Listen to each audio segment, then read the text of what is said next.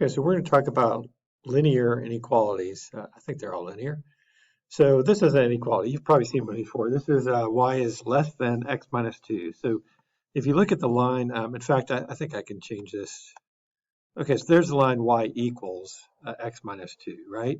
So if I graph the less than, you notice that the line does a couple things. So when it went to less than or equal to, it shades down. That's interesting. When I go to less than, it makes that a dotted line.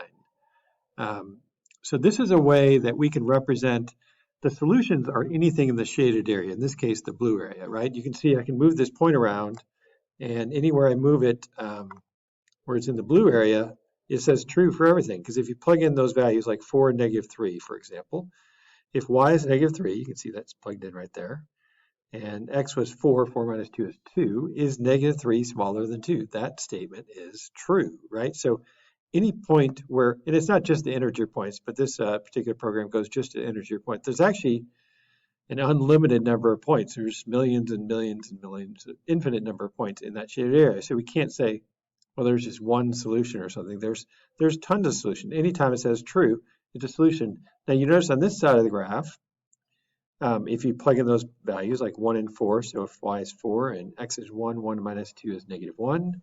4 is not smaller than -1. That's false. So that definitely is not part of the solution. I hope you know the answer to this, but what would happen if you if you had a point right on the dotted line? So let's look at that. So it means x is 5, y is 3. So if y is 3, 5 minus 2 is 3. Is 3 smaller than 3? No, that's not true. So that false, it means that any point on there is actually a false, so it's not really part of the solution there, folks.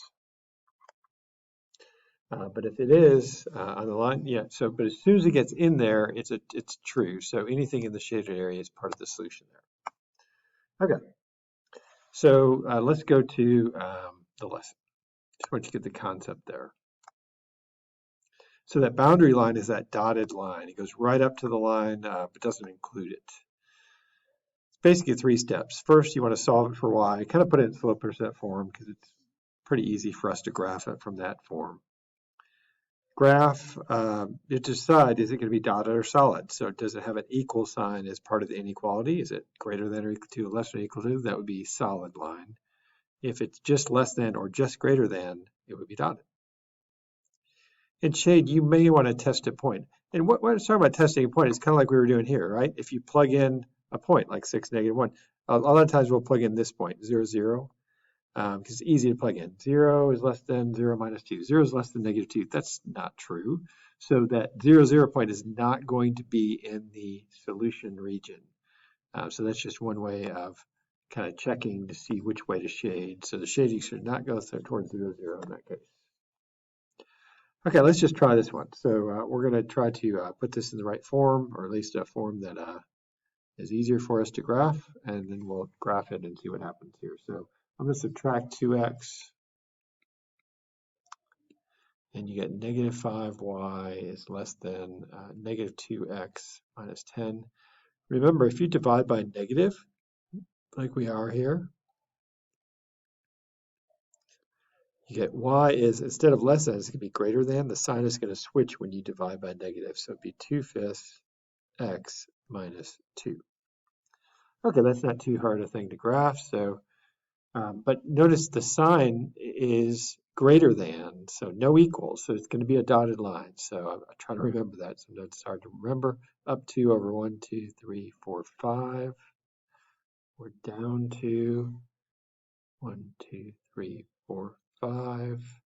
So I'm going to make a dotted line that kind of goes through those points the best I can. So it's got 3 nice points on there. Now we have to decide which way to shade. So this is the greater than sign, right? So greater than. So some students just kind of know where to shade. They're like, oh, well, I'm pretty sure greater than means kind of bigger than. So I think the solutions are going to be bigger than that line. So you shade kind of above that line. And that looks right. But let's just double check. So if you are not sure, you can always test a point, because sometimes we come across some pretty weird shapes. So let's test a point like 0, 0, right? So if I take the point 0, 0 and plug it in, And that would be 0 is greater than 2/5 times 0 minus 2. Well, 2/5 times 0 is just 0 greater than -2. That's actually true. Right, because it's true, the green should be in the shaded region. It is. We did shade in the correct direction. That's excellent.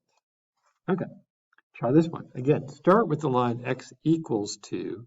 And we're going to graph that with a solid line because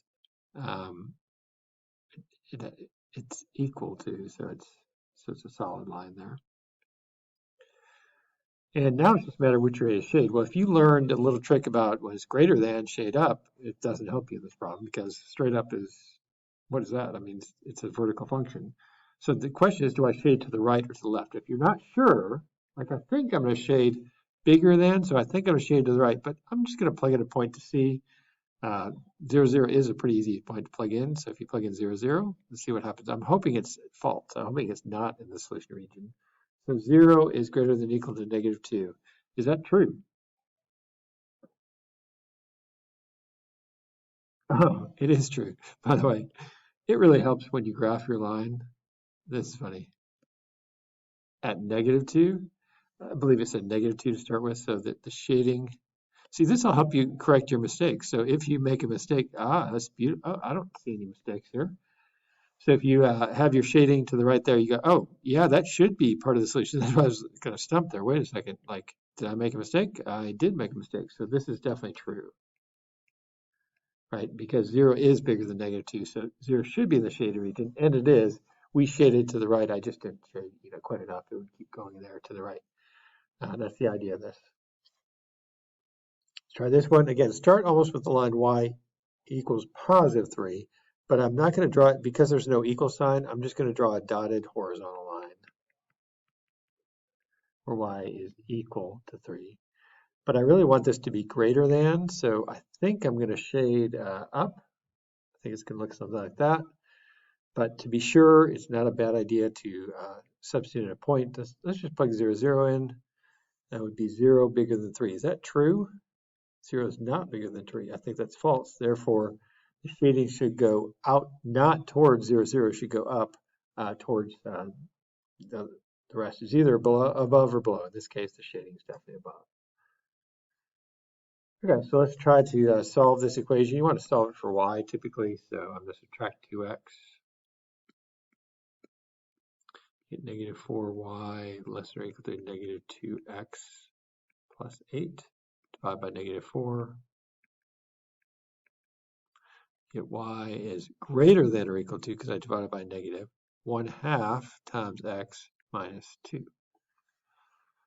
So that looks like a y-intercept of -2. Slope is up 1/2 in the positive direction, up 1/2, up 1/2, and so forth. And this is going to be greater than or equal to, so it will be a solid line. I missed a point there, but something like that. Will be solid, and then you're going to be greater than, so I think you're going to shade up above. Not a bad idea to check a point, so if you do, bother to check a point. So let's just 0, 0. 0 is greater than or equal to 1/2 times 0 minus 2. So 0 is bigger than or equal to -2. Is that true? That's true. That should be in the shaded region. It is. Therefore, we're good on that one. That's the lesson. Wow, that was really fast.